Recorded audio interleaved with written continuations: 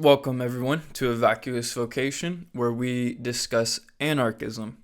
And today, I'm going to be discussing an anarchist perspective on abortion.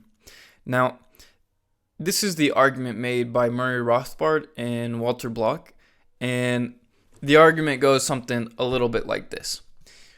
When discussing abortion, there's two different categories to discuss here. One is the removal of a baby from the womb. The other one is killing the baby that was in the womb. And so what I have here is a diagram, and the columns at the top say remove and kill, and the rows along the side are pro-life, which rejects the ability to remove or kill the fetus. And then the next row is pro-choice, which approves of removing the fetus, and killing the fetus as well. And I know that the argument will go that, well, you can't kill something that's not alive, but let's hold on to that for now. The final row is eviction, and this is the idea of evictionism, that it is okay to remove the fetus from the womb, from the body, leaving the woman to keep her body intact without having to go through a full pregnancy if she declines, but not to kill the fetus. Now, in the case of rape, I think I'm okay with abortion. I think, but where I stand on abortion is that at the point of conception, you have a sperm becoming infused with an egg, and this creates the uniqueness of life. And all that separates that uniqueness of life from the human beings living and walking around in this world today is shelter and nourishment. Having the nutrition and the proper structure of being able to live, to develop into an adequate existence. So at this point of uniqueness where life is formed, I believe that is the life form. And I think that the argument that an abortion in the first trimester is okay but not in the second trimester is definitely a gray area, because who's to say that the first trimester and 1 week is non-suitable for an abortion, or having a first trimester in 1 day, or first trimester in 1 hour abortion, or first trimester in 1 second.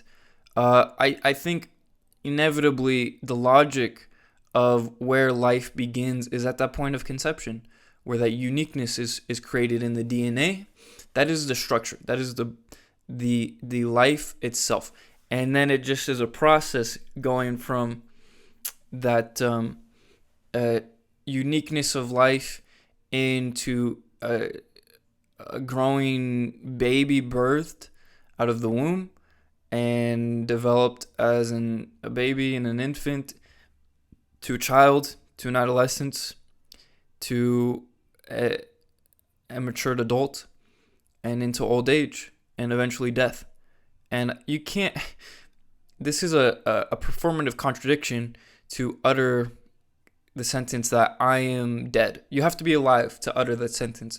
So we have a definite point of death at the end of life. And I think there is a definite point of life at the beginning. And the question is, maybe it's not a question, but the idea is, why do people have sex? Because it feels good. Because biologically, humans are developed to reproduce, and reproduction is rewarded biologically with dopamine and serotonin and other feel good, chemical reactions in the brain and the body. And I think that that's a part of life, and reproducing is a natural effect of the physical intimacy of sexual encounters. So I don't know exactly how I could okay, I'm a little jumbled. It's my first time having caffeine in some time. One thing that's very interesting my professor raised was, in an anarchist society, if you have an abortion, you can have an abortion, but you have to announce it. And I think I'm not doing his argument justice by reiterating it incorrectly. But the idea is that there's an announcement that needs to be made. And I find that interesting. I don't really understand it fully. Another interesting point was an abortion doctor who was asked, I forget who it was, but they were asked, how do you feel about, or how many abortions have you done? And I think this doctor said like somewhere in the thousands. And then they were asked the question of like, do you think it's a baby? And they're like, of course not. Of course it's not a baby. And that's the whole point, is that you have to believe it's not a baby. Because if you change your idea of where life begins, what's a baby, what's not a baby, then you have to accept the responsibility of your actions, your previous actions. And that is tough to swallow. That is very difficult to accept, that you are potentially in support of the murdering of babies. How is that something anyone could easily grasp and accept? And it's very emotional and very visceral. And the point I'm trying to make is that if we have the science for the eviction, for a baby to grow not in the womb but like an incubator thing, then this is the preferred option.